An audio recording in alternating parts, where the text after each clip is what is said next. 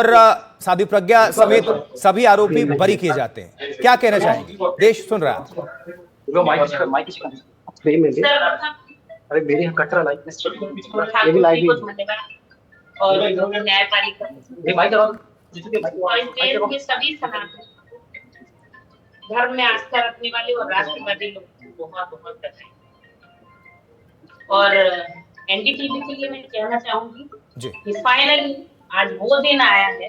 बहुत वर्षों तक आप लोगों ने बहुत कुछ दिखाया और शायद आज आप भी समझ पाएंगे कि सत्य सत्य होता है और सत्य की ही विजय होती है, चाहे कितने भी आरोप लगे। और चाहे कितने भी आरोप लगे, परंतु समय कितना भी लग जाए, जीत सत्य की ही होना है। और क्योंकि साध्वी जी सत्य के साथ थी और इस चीज को वो डे वन से कह रही थी कि मैंने कोई अपराध नहीं किया है, मैं सही हूँ। इतने सारे नार्को, इतने सारे लाई डिटेक्टर्स टेस्ट और दुनिया भर के लोग टेस्ट लगा सकते थे, एटीएस ने लगाए, परंतु कुछ नहीं मिला क्योंकि कुछ था ही नहीं।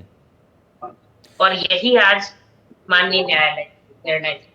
उपमा सिंह जी, ये जो 17 साल थे उसमें एक तरह से ठप्पा लगाने की कोशिश हुई, बहुत नैरेटिव सेट करने की कोशिश हुई, विपक्ष की तरफ से, कांग्रेस की तरफ से बहुत सवाल उठाए गए और एक भगवान नैरेटिव का भी एक जो थ्योरी थी उसको गढ़ी गई। क्या जब इस कोर्ट ने फैसला सुनाया और प्रज्ञा ठाकुर समेत सभी आरोपी को जब बरी किया, तो आपको लगता है किसी के साथ जो ये भगवान नैरेटिव की जो कोशिश थी एक गढ़ने की, उसको ध्वस्त कर दिया है कोर्ट ने अपने फैसले के साथ?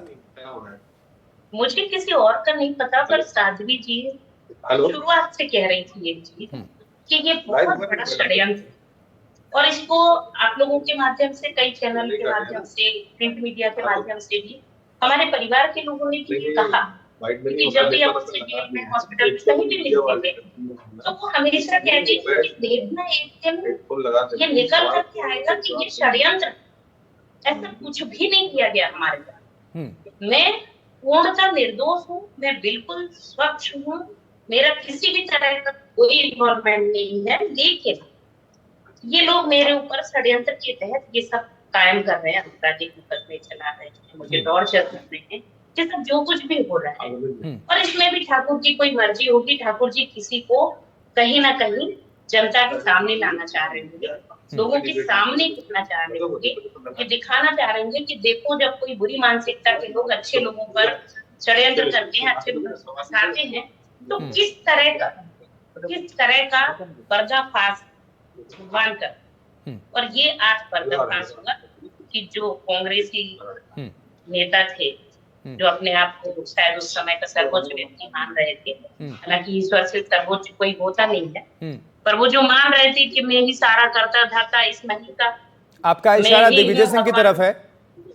मेरा सबकी तरफ है, सोनिया गांधी की तरफ भी है, चिदम्बरम की तरफ भी है, और उनकी जो भी चट्टे बट्टे रहे होंगे, उनके लल्लू पंजू लोग जो उनके सहयोगी रहेंगे, उन सबकी तरफ मेरा इशारा है। और इशारा नहीं, मैं नाम ले रही हूँ, तो उन सबकी तरफ मेरा ये संकेत है कि ये सारे लोगों को आज जो भगवान की तरफ से एक तमाशा पढ़ाया ना इनके गाल पर, इससे इनको सीख लेना चाहिए। आगे ठाकुर जी इनको सद्बुद्धि दे और ये किसी भी अच्छे व्यक्ति को इस तरह से प्रताड़ित करने का दोबारा प्रयास न करें। मुझे लगता है कि दिग्विजय सिंह जी की, सोनिया गांधी की, सबकी शारीरिक स्थितियां ऐसी हैं, जनता को कुछ दिखाए ना दिखाए, पर कहीं ना कहीं भगवान इनको उसका त्रास तो दे रहे हैं, उसका परिणाम तो ये पा रहे हैं।